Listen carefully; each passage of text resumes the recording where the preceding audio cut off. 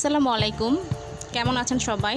আশা করি যে যেখান থেকে আমার ভিডিওটি দেখছেন আল্লাহর অশেষ রহমতে সবাই ভালো আছেন। তো আজকে আমি আমার সকালের রান্নার কিছু ভিডিও আপনাদের সাথে শেয়ার করব। তো তার আগে আসলে আমার ব্যক্তিগত দিক থেকে আমি আপনাদের সাথে কিছু কথা শেয়ার করতে চাই। আসলে পৃথিবীতে এমন অনেক মানুষ আছে যারা আসলে মানুষের ভালো দেখতে পারে না, মানুষের ভালো গুণগান তারা শুনতে পারে না। তারা কিভাবে মানুষের পিছনে লাগবে, কিভাবে তার দোষ ধরবে, এটা নিয়েই আসলে তারা সবসময় ব্যস্ত থাকে। তো তারা কি আদৌ জানে যে আসলে মানুষের পিছনে লাগতে লাগতে যে একটা সময় তারা নিজেরাই পিছনে পড়ে যায়? তারা সারা জীবন পিছনেই থেকে যায় মানুষের পিছনে লাগতে লাগতে।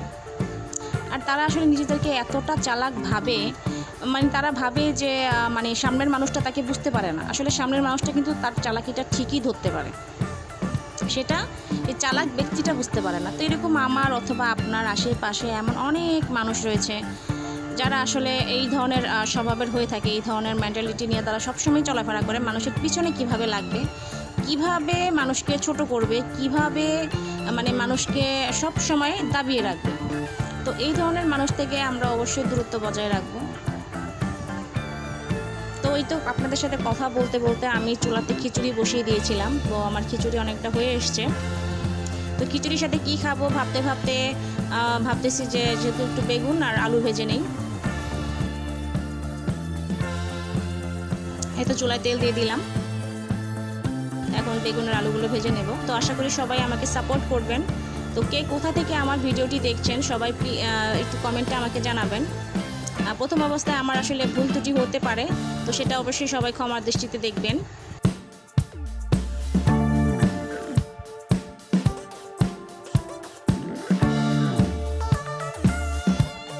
এই তো আমার আলু বেগুন প্রায় ভাজা শেষ, এখন আমি প্লেটে এগুলো তুলে নেব। তো ওইদিকে আমি রান্না করতে করতে আমার হাজব্যান্ড এবং আমার বাচ্চারা তো মানে কখন খাবে এরকম করতেছে। তো আমি তো বলতেছি না, ভিডিও আমাকে করতে হবে। তাই ভিডিও করতে করতে অনেকটাই লেট হয়ে যায়, কারণ যারা ভিডিও করে তারা জানে আসলে এটা কতটা প্যারার একটা কাজ।